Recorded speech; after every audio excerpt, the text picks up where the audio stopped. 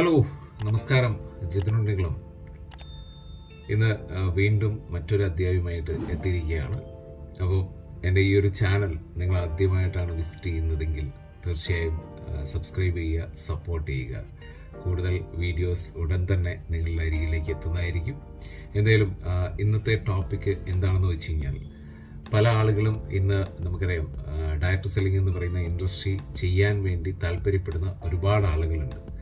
പക്ഷേ എങ്ങനെ ഒരു ഡയറക്റ്റ് സെല്ലിംഗ് കമ്പനി ചൂസ് ചെയ്യണം എന്നുള്ള കാര്യത്തിൽ പല ആളുകൾക്കും ഇന്നും ഒരു കൺഫ്യൂഷൻ നിലനിൽക്കുന്നുണ്ട്. അതുകൊണ്ട് തന്നെ ഒരുപാട് ആളുകൾ ഫ്രോഡ് കമ്പനികളിൽ പോയിട്ട് അവരുടെ പണം നഷ്ടപ്പെടുന്ന ഒരു അവസ്ഥയിലേക്ക് മാറാറുണ്ട്. അപ്പോൾ ശരിക്കും പറഞ്ഞു കഴിഞ്ഞാൽ ഇന്നിൻ്റെ കാലഘട്ടമായിട്ടുള്ള ഈ ഒരു ഡയറക്റ്റ് സെല്ലിംഗ് ഇൻഡസ്ട്രിയിൽ എങ്ങനെ നമുക്കൊരു നല്ല ഡയറക്റ്റ് സെല്ലിംഗ് കമ്പനി ചൂസ് ചെയ്യാം എന്നുള്ളതിനെ കുറിച്ചാണ് ഞാൻ ഇന്നത്തെ ഈ ഒരു വീഡിയോയിലൂടെ നിങ്ങളുമായിട്ട് ഷെയർ ചെയ്യാൻ ആഗ്രഹിക്കുന്നത്. അപ്പം ഞാൻ വീണ്ടും പറയുകയാണ്, നിങ്ങൾ ആദ്യമായിട്ടാണ് ഈ ഒരു ചാനൽ വിസിറ്റ് ചെയ്യുന്നതെങ്കിൽ ചാനൽ സബ്സ്ക്രൈബ് ചെയ്യുക, തീർച്ചയായും നമ്മളെ സപ്പോർട്ട് ചെയ്യുക. കാരണം ഇനിയും ഒരുപാട് ഡയറക്റ്റ് സെല്ലിങ്ങുമായിട്ട് ബന്ധപ്പെട്ട വീഡിയോസ് ആയാലും മറ്റുള്ള വീഡിയോസ് ആയാലും നിങ്ങളുടെ അരികിലേക്ക് എത്തിക്കാൻ ഞാൻ ശ്രമിക്കുന്നതാണ്. അപ്പോൾ തീർച്ചയായും മറക്കരുത് സബ്സ്ക്രൈബ് ചെയ്യാൻ. അപ്പോൾ എന്തായാലും ഡയറക്റ്റ് സെല്ലിംഗ് ഇൻഡസ്ട്രിയെ കഴിഞ്ഞ കുറച്ച് വർഷത്തെ പരിചയം വെച്ചിട്ട് ഞാൻ മനസ്സിലാക്കിയ കുറച്ച് കാര്യങ്ങളുണ്ട്. ആ ഒരു കാര്യങ്ങളാണ് ഞാൻ നിങ്ങളുമായിട്ട് ഷെയർ ചെയ്യാൻ ആഗ്രഹിക്കുന്നത്. അപ്പം സാധാരണഗതിയിൽ പല ആളുകളും ഡയറക്റ്റ് സെല്ലിംഗ് എന്നുള്ള ലെവലിൽ ഒരുപാട് ഫ്രോഡ് കമ്പനികളിൽ പോയിട്ട് പണം നഷ്ടപ്പെടുത്തുന്നത് എന്താണെന്ന് വെച്ച് കഴിഞ്ഞാൽ, പെട്ടെന്ന് പണം കിട്ടും അല്ലെങ്കിൽ പെട്ടെന്ന് പണക്കാരനാവാം എന്നുള്ളൊരു ചിന്താഗതി വെച്ചിട്ടാണ്. അപ്പോൾ അങ്ങനെ സംഭവിക്കുന്ന സമയത്ത് സംഭവിക്കുന്നത് എന്താണെന്ന് വെച്ച് കഴിഞ്ഞാൽ, ഒരുപാട് ആളുകൾക്ക് അവരുടെ പൈസ നഷ്ടപ്പെടുന്നു. മാത്രമല്ല പിന്നീട് അവർ ഒരു റിയൽ ആയിട്ടുള്ള ഡയറക്റ്റ് സെല്ലിംഗ് എന്ന് പറയുന്ന ഇൻഡസ്ട്രിയെ കുറ്റം പറയുന്ന ഒരു സിറ്റുവേഷനിലേക്ക് മാറുന്നു. അതുകൊണ്ടാണ് നമ്മുടെ ഈ ഒരു കേരളത്തിൽ തന്നെ ഈ ഒരു ഇൻഡസ്ട്രിക്ക് ഇത്ര കണ്ട് നെഗറ്റീവ് വരാനുള്ളൊരു കാരണം എന്ന് പറയുന്നത്. അപ്പം ശരിക്കും എങ്ങനെ ഒരു ഡയറക്റ്റ് സെല്ലിംഗ് കമ്പനി നമുക്ക് തിരഞ്ഞെടുക്കാം എന്നുള്ളത് നമുക്ക് നോക്കാം. അതിൽ പ്രധാനമായിട്ടും 4 കാര്യങ്ങളാണ് നമ്മൾ പ്രധാനമായിട്ടും ശ്രദ്ധിക്കേണ്ടത്. ഞാൻ പറയുകയാണെങ്കിൽ 4 P എന്ന് പറയും. അപ്പോൾ ഈ 4 P എന്തൊക്കെയാണ് എന്നുള്ളത് നമുക്കൊന്ന് നോക്കാം.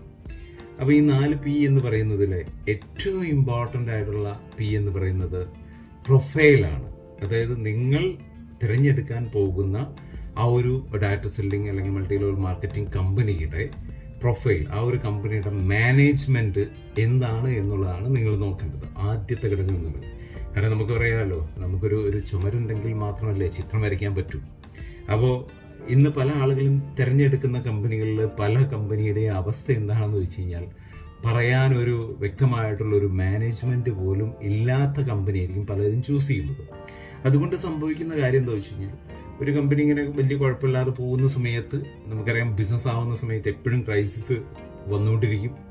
അപ്പോൾ അങ്ങനെ വരുന്ന സമയത്ത് ഈ കമ്പനിക്ക് മുന്നോട്ട് പോകാനുള്ള ഒരു ബുദ്ധിമുട്ട് വരുമ്പോൾ ഓട്ടോമാറ്റിക്കലി പൂട്ടിക്കെട്ടി പോകുന്ന ഒരു സിറ്റുവേഷനിലേക്ക് മാറും.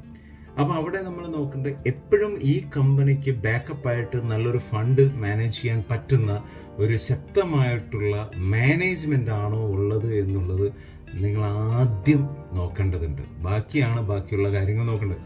അപ്പോൾ നിങ്ങൾ ചൂസ് ചെയ്യാൻ പോകുന്ന മൾട്ടി ലെവൽ മാർക്കറ്റിംഗ് കമ്പനി അതിൻ്റെ മാനേജ്മെൻറ്റ് സ്ട്രോങ് ആണെങ്കിൽ നിങ്ങൾക്ക് ആദ്യത്തെ ഒരു പിയിൽ യെസ് പറയാം. അതേസമയം അത് സ്ട്രോങ് അല്ലെങ്കിൽ, പ്രത്യേകിച്ച് വലിയ ബാക്കപ്പ് ഒന്നും ഇല്ലാത്ത കമ്പനിയാണെങ്കിൽ, അത് നിങ്ങളുടെ സ്വന്തം റിസ്കിൽ മാത്രം ചെയ്യുക എന്നുള്ളതാണ്. തീർച്ചയായും നിങ്ങൾക്ക് അവിടെ ഭാവിയിൽ ഒരു പക്ഷേ വലിയ ലോസുകൾ സംഭവിക്കാനുള്ള സാധ്യതകളുണ്ടാവും. അപ്പോൾ അതുകൊണ്ട് അതൊന്ന് ശ്രദ്ധിച്ചിട്ട് മാത്രം ഒരു തീരുമാനം എടുക്കുക എന്നുള്ളതാണ് എനിക്ക് പറയാനുള്ളത്. അതിൽ രണ്ടാമത്തെ P എന്ന് പറയുന്നത്, നിങ്ങൾ അസോസിയേറ്റ് ചെയ്ത് പ്രവർത്തിക്കുന്ന അല്ലെങ്കിൽ നിങ്ങൾ പ്രവർത്തിക്കാൻ പോകുന്ന ആ കമ്പനിയുടെ ബിസിനസ് പ്ലാനാണ്.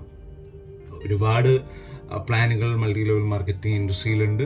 പക്ഷേ നിങ്ങൾ ചെയ്യാൻ പോകുന്ന പ്ലാന് ഏറ്റവും സുതാര്യമായിട്ടുള്ള പ്ലാൻ ആണോ എന്നുള്ളത് നോക്കുക. നിങ്ങൾക്ക് അതിലൂടെ അത്യാവശ്യം കുഴപ്പമില്ലാത്ത വരുമാനം കിട്ടുന്നതാണോ എന്ന് നോക്കുക. അതിനേക്കാൾ ഉപരി ഹ്യൂജ് എമൗണ്ട് തരുന്ന ഒരു പ്ലാൻ ആണെങ്കിൽ അത് നിങ്ങൾ റിജക്റ്റ് ചെയ്യേണ്ടി വരും. ഒരു ഉദാഹരണം പറഞ്ഞു കഴിഞ്ഞാൽ, നിങ്ങൾക്ക് ഒരു മാസം 1 കോടി അല്ലെങ്കിൽ 2 കോടിക്കൊക്കെ മുകളിലൊക്കെ ഉള്ള ഇൻകം ആണ് ആ ഒരു കമ്പനിയുടെ ബിസിനസ് പ്ലാൻ പ്രകാരം ഓഫർ ചെയ്യുന്നതെന്ന് വെച്ചാൽ, അത് തീർച്ചയായും നിങ്ങൾക്ക് റിജക്റ്റ് ചെയ്യുന്നതുകൊണ്ട് കുഴപ്പമൊന്നുമില്ല. കാരണം ഇന്ന് നിലവിലുള്ള പ്ലാൻ പ്രസൻറ്റേഷനിൽ നല്ല നല്ല പ്ലാനുള്ള കമ്പനികൾ ചിലപ്പോൾ വളരെ കുറഞ്ഞ വരുമാനമായിരിക്കാം നൽകുന്നത്. പക്ഷെ ആ കുറഞ്ഞ വരുമാനം നൽകുന്നതെന്നുണ്ടെങ്കിൽ ആ കമ്പനിക്ക് എപ്പോഴും അവരുടെ കയ്യിൽ നല്ലൊരു ഫണ്ട് മാനേജ്മെൻറ്റിൻ്റെ കയ്യിൽ ഉണ്ടാവും. കാരണം എന്താ വെച്ച് കഴിഞ്ഞാൽ ഈ കിട്ടുന്ന പൈസയിൽ നിന്ന് കുറേ പൈസ എന്ത് ചെയ്തിട്ടുണ്ട്, ആ കമ്പനിയുടെ ലാഭത്തിലേക്ക് മാറ്റി വെച്ചിട്ടുണ്ടാവും. അപ്പോൾ നിങ്ങളെ സംബന്ധിച്ച് നിങ്ങൾ നോക്കേണ്ട കാര്യം എന്ന് പറയുന്നത്, നിങ്ങൾ സെലക്ട് ചെയ്യുന്ന ആ ഒരു കമ്പനിയുടെ പ്ലാന് നല്ല വ്യക്തതയോടെ പറയാൻ പറ്റുന്നതും അതുപോലെ തന്നെ വലിയൊരു ഇൻകം കിട്ടുന്നതല്ല, എന്നാൽ ആവശ്യത്തിന് ഇൻകം കിട്ടുന്നതുമായിട്ടുള്ള ഒരു പ്ലാൻ ആയിരിക്കണം നിങ്ങൾ ചൂസ് ചെയ്യാൻ പോകുന്ന ആ ഒരു മൾട്ടി ലെവൽ മാർക്കറ്റിംഗ് കമ്പനിക്ക് ഉണ്ടാവേണ്ടത്. പിന്നെ മൂന്നാമത്തെ പി എന്ന് പറയുന്നത് പ്രൊഡക്റ്റാണ്. അതായത് നമ്മൾ കൊടുക്കുന്ന പ്രൊഡക്റ്റ്, നിങ്ങൾ കൊടുക്കാൻ അല്ലെങ്കിൽ ആ ഒരു കമ്പനി കൊടുക്കുന്ന പ്രൊഡക്റ്റ് നമുക്ക് ആവശ്യമുള്ളതാണോ, അല്ലെങ്കിൽ നാളുകളിൽ നമുക്ക് ഇത് ആവശ്യം വരുമോ, ഒരു റീപർച്ചേസ് എന്ന് പറയുന്ന ഒരു സിസ്റ്റത്തിലേക്ക് ആ പ്രൊഡക്റ്റുകൾ നമുക്ക് കൊണ്ടുവരാൻ സാധിക്കുമോ, അതുപോലെ തന്നെ അത് ക്വാളിറ്റിയുള്ള പ്രൊഡക്റ്റുകളാണോ, ഇത്തരത്തിലുള്ള കാര്യങ്ങൾ നിങ്ങൾ ശ്രദ്ധിക്കേണ്ടതുണ്ട്. കാരണം ഒരു കമ്പനിക്ക് ഒരു പ്രൊഡക്റ്റോ അല്ലെങ്കിൽ ഒരു സർവീസോ ഇല്ലെങ്കിൽ അതൊരു ഡയറക്റ്റ് സെല്ലിംഗ് കമ്പനി അല്ല എന്നുള്ളത് നിങ്ങൾ മനസ്സിലാക്കാം. ചിലപ്പോൾ നിങ്ങൾക്ക് ഒരുപാട് ഇൻവെസ്റ്റ്മെൻറ്റ് സ്കീമുകളൊക്കെ നിങ്ങളുടെ സമീപിച്ചിട്ടുണ്ടാവാം. അങ്ങനെ വരുന്ന ഇൻവെസ്റ്റ്മെൻറ്റ് സ്കീമുകൾ തീർച്ചയായും നിങ്ങൾ റിജക്റ്റ് ചെയ്യേണ്ടതുണ്ട്. കാരണം അവിടെ ഒരു പ്രൊഡക്റ്റോ അല്ലെങ്കിൽ ഒരു സർവീസോ ഒരു പക്ഷേ ഉണ്ടായിട്ടുണ്ടാവില്ല. ജസ്റ്റ് ഒരു പൈസ മേടിക്കുന്നു, ആ പൈസ ഇത്ര പൈസയായിട്ട് തിരിച്ചു തരാം എന്ന് പറയുന്നു. ഇങ്ങനെ പറഞ്ഞ് ആളുകളെ അസോസിയേറ്റ് ചെയ്യിപ്പിച്ചു പോകുന്ന ഒരു സിസ്റ്റം ആയിരിക്കും അത് ഒരിക്കലും ഒരു ഡയറക്റ്റ് സെല്ലിംഗ് അല്ല. ഡയറക്റ്റ് സെല്ലിങ്ങിൽ കൃത്യമായിട്ടുള്ള ഒരു സർവീസോ അല്ലെങ്കിൽ ഒരു പ്രൊഡക്റ്റോ ഉണ്ടാവും. ആ പ്രൊഡക്റ്റ് നിങ്ങളെ സംബന്ധിച്ച് നിങ്ങൾക്ക് ഭാവിയിൽ വിൽപ്പന നടത്താൻ പറ്റുന്നതും അതിലൂടെ ഒരുപാട് റെഫറൻസിലേക്ക് പോകാൻ പറ്റുന്നതുമായിട്ടുള്ള പ്രൊഡക്റ്റുകളാണോ എന്നുള്ളത് നിങ്ങൾ വളരെയധികം ശ്രദ്ധിക്കേണ്ടതുണ്ട്.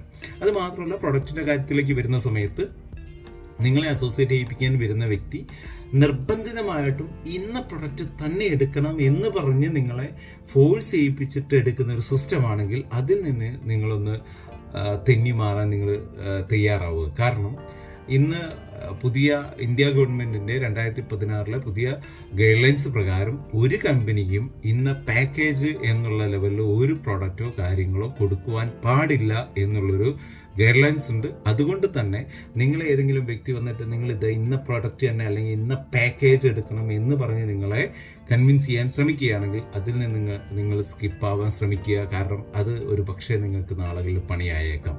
അതുകൊണ്ട് നിങ്ങൾക്ക് ആവശ്യമായിട്ടുള്ള ഉൽപ്പന്നങ്ങൾ നൽകുന്ന ഒരു കമ്പനിയാണെങ്കിൽ തീർച്ചയായും നിങ്ങൾക്ക് ബാക്കി ഞാൻ പറഞ്ഞിരിക്കുന്ന ബാക്കി 2 P ഓക്കെ ആണെങ്കിൽ, മൂന്നാമത്തെ P ആയിട്ടുള്ള പ്രൊഡക്റ്റിൻ്റെ കാര്യത്തിലും നിങ്ങൾക്ക് പ്രശ്നങ്ങളൊന്നും ഇല്ലെങ്കിൽ തീർച്ചയായും നിങ്ങൾക്ക് എന്ത് ചെയ്യാം, ആ ഒരു കമ്പനിയെ ചൂസ് ചെയ്യാം.